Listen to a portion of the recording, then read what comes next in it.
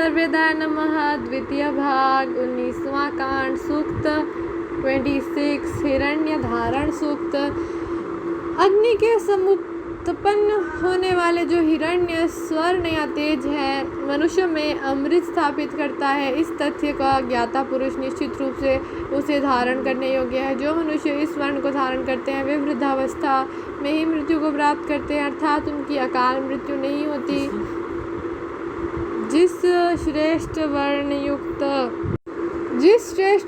युक्त स्वर्ण या तेजस को प्रजावान मनुष्यों ने सृष्टि के प्रारंभ में सूर्य से ग्रहण किया था, वह हर्षप्रद स्वर्ण आपको तेजस्विता प्रदान करे। ऐसे स्वर्ण को धारण करने वाला मनुष्य दीर्घायुष्य को प्राप्त करता है। हे हिरण्यधारी पुरुष, यह आह्लादप्रद स्वर्ण आपको दीर्घ जीवन, तेजस्विता, ओजस्विता तथा शारीरिक बल से युक्त करे। आप मनुष्य समाज में उसी प्रकार दीप्यमान हो जिस प्रकार सोना अपने तेज से चमकता है।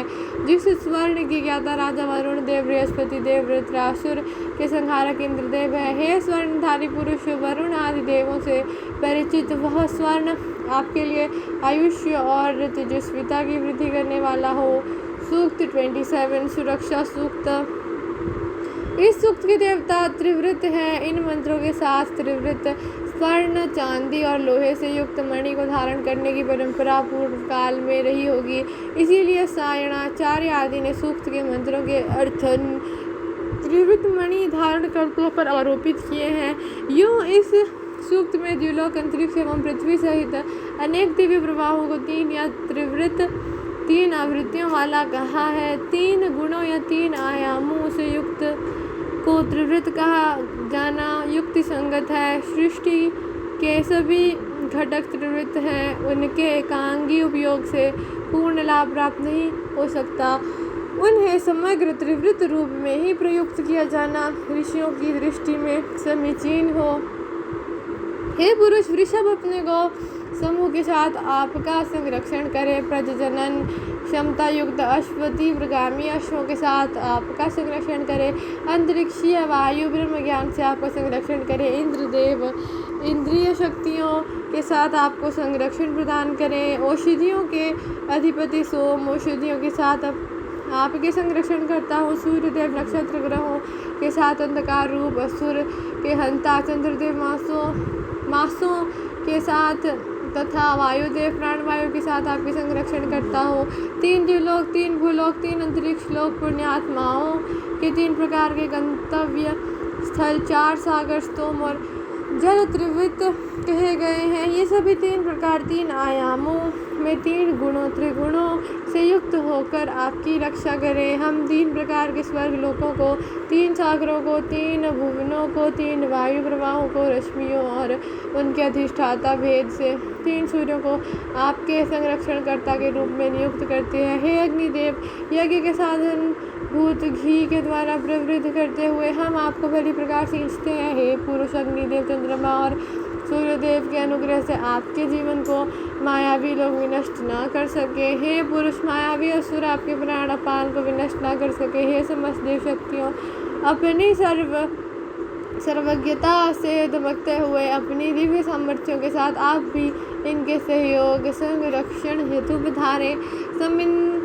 धनकर्ता पुरुष प्राण वायु से अग्नि को संयुक्त करते हैं। बाहरी वायु मुख में स्थित प्राण के साथ जुड़ा रहता है। देवताओं ने सभी ओर प्रकाशित होने वाले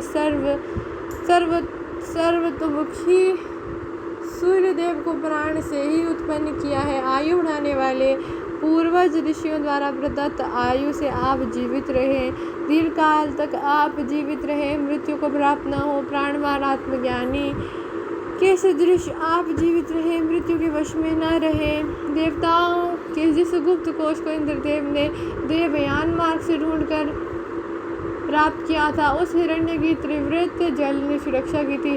वे हिरण्य 3 आयामों तथा 3 गुणों से युक्त होकर आपको संरक्षण प्रदान करे। 33 प्रकार की देव शक्तियों ने 3 पराक्रमों से जिस प्रिय तेज को जल के अंदर प्रतिष्ठित किया तथा आह्लादकारी चंद्र में जो चमकने वाला तेजस है, उसके प्रभाव से यह पुरुष विरोचित कार्य संपन्न करे। द्युलोक में जो 11 दिव्य शक्तियाँ हैं वे देव शक्तियाँ इस हवि को ग्रहण करें। अंतरिक्ष लोक में जो 11 दिव्य शक्तियाँ हैं वे दिव्य शक्तियाँ इस हवि को ग्रहण करें। भूलोक में जो 11 दिव्य शक्तियाँ हैं वे दिव्य शक्तियाँ इस हवि को ग्रहण करें। हे सविता और शचीपति देवो, आप हमें सामने की पूर्व दिशा और पीछे की पश्चिम दिशा से, दक्षिण दिशा से और उत्तर दिशा से हमें शत्रु भय से मुक्त करें। आदित्य देव द्युलोक से और अग्निदेव पृथ्वी से हमारी सुरक्षा करें। इंद्र और अग्निदेव आगे से और दोनों अश्विनी कुमार सभी दिशाओं से हमारा संरक्षण करें।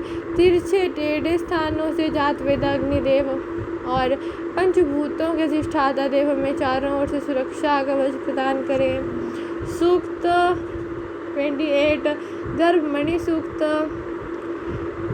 यहाँ देवता दर्भमणि है। पूर्व प्रसंगों में भी उल्लेख किया जा चुका है कि मणि शब्द का प्रयोग ऋषियों ने गुण या विशेषता के संदर्भ में किया है। मंत्र के व्यापक भावों का निर्वाह ऐसा ही मानने से होता है। गर्भ का सामान्य अर्थ कुश नामक वनस्पति होता है, किंतु कोश ग्रंथों में दर्भ का अर्थ विदारक होता है। कुश में भी विदारक पैनापन होता है, इसीलिए उसे भी दर्भ विशेषण दिया गया है। दर्भमणि रूप में दर्भ से तैयार कोई मणि बड़ी प्रचलित रही होगी, किंतु ऋषि द्वारा दर्भमणि कहने का भाव विदारक गुण या विदारक क्षमता, तेजस्विता परख मानना अधिक से युक्ति संगत प्रतीत होता है। सुरक्षा के लिए प्रतिबद्ध तेजस्वी व्यक्तियों में ऋषि दुष्ट विदारक क्षमता की स्थापना करना चाहते हैं। यह भाव मणि बांधने की परंपरागत प्रक्रिया के प्रतिकूल भी नहीं है। विज्ञजन इस भाव को ध्यान में रखेंगे तो मंत्रार्थों की अधिक गहराई पा सकेंगे। हे पुरुष, आपके दीर्घ जीवन और तेजस्विता के लिए हम इस दर्भमणि को तुम्हारे शरीर के साथ बांधते हैं। यह दर्भमणि शत्रु संहारक और विद्वेषी शत्रुओं के हृदय को संतप्त करने वाली है। हे दर्भमणि, विदारक क्षमता आप द्वेषी शत्रुओं के हृदय क्षेत्र को तथा मन को संतप्त करें।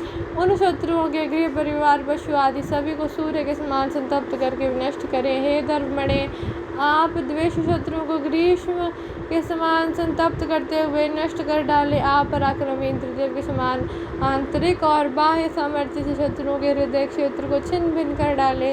हे दर्भमणो, आप द्वेष भाव रखने वाले वैरियों के हृदय का भेदन करें। उनके सिरों को आप उसी प्रकार काट कर गिरा दें जिस प्रकार भूमि के त्वचा रूपी ऊपरी भाग को मनुष्य गृह निर्माण हेतु काट कर फेंक देते हैं।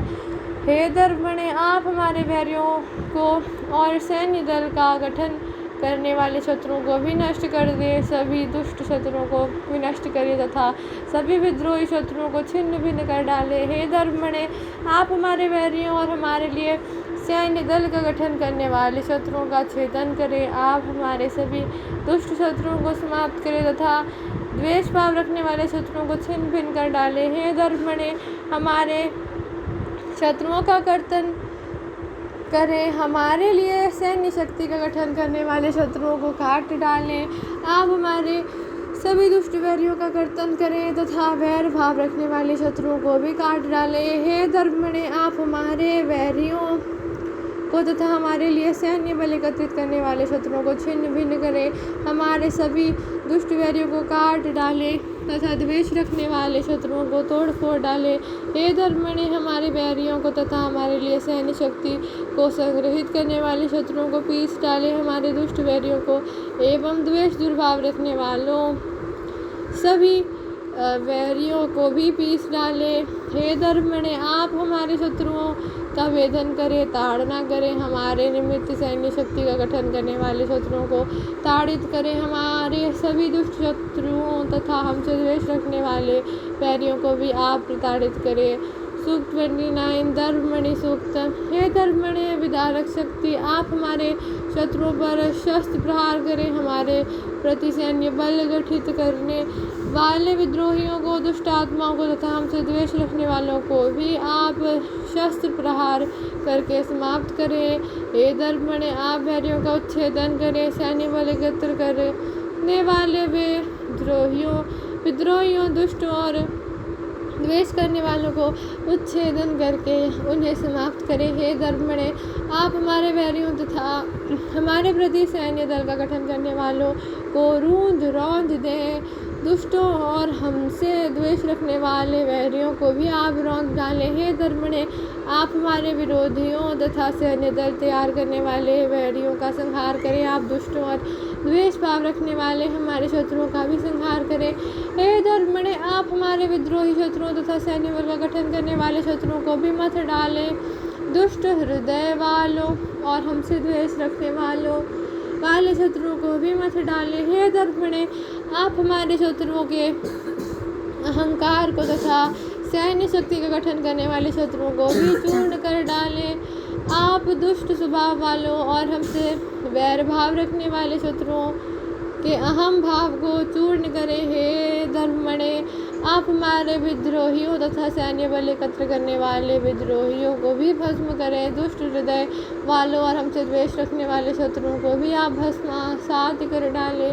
हे धर्मणे, आप हमारे विरोधियों तथा सैन्य बल का गठन करने वाले शत्रुओं का दग्ध करें। संवेदना शून्य विरोधियों और द्वेष दुर्भाव रखने वाले शत्रुओं को भी आप दग्ध करें। हे धर्मणे, आप हमारे विद्रोहियों तथा सैन्य बल का गठन करने वाले विद्रोहियों को भी मार गिराएं। संवेदना रहित सभी दुष्टों और हमसे द्वेष रखने वाले शत्रुओं का भी आप संहार करें। सूक्त 30 धर्मणि सूक्त। हे धर्मणे, आप में वृद्धावस्था के उपरांत ही मृत्यु होने की शक्तियाँ सन्निहित हैं। जीर्णता और मृत्यु को दूर रखने वाला आपका जो कवच है उससे इसे सुरक्षा प्रदान करें। अपने सामर्थ्य से शत्रुओं का संहार करें। हे धर्मणे, आपके सैकड़ों कवच और हजारों वीर पराक्रम है। समस्त देवों ने इस व्यक्ति की जरावस्था को दूर करने के निमित्त कवच रूप में और पोषण के लिए आपको ही नियुक्त किया है। हे धर्मणे, आपको देवों का कवच कहा जाता है। आपको ही ब्रह्मणस्पति के नाम से पुकारा जाता है तथा आपको ही देवराज इंद्रदेव का कवच भी कहा गया है। आप राष्ट्रों की रक्षा करें। विकारों की उच्छेदन सामर्थ्य को ब्रह्मणस्पति रूप कहा गया है। ब्रह्म ज्ञान का निर्वाह करने में जो बाधाएं सामने आती हैं उनके उच्छेदन की सामर्थ्य के बिना कोई साधक ज्ञान का अनुगमन नहीं कर सकता।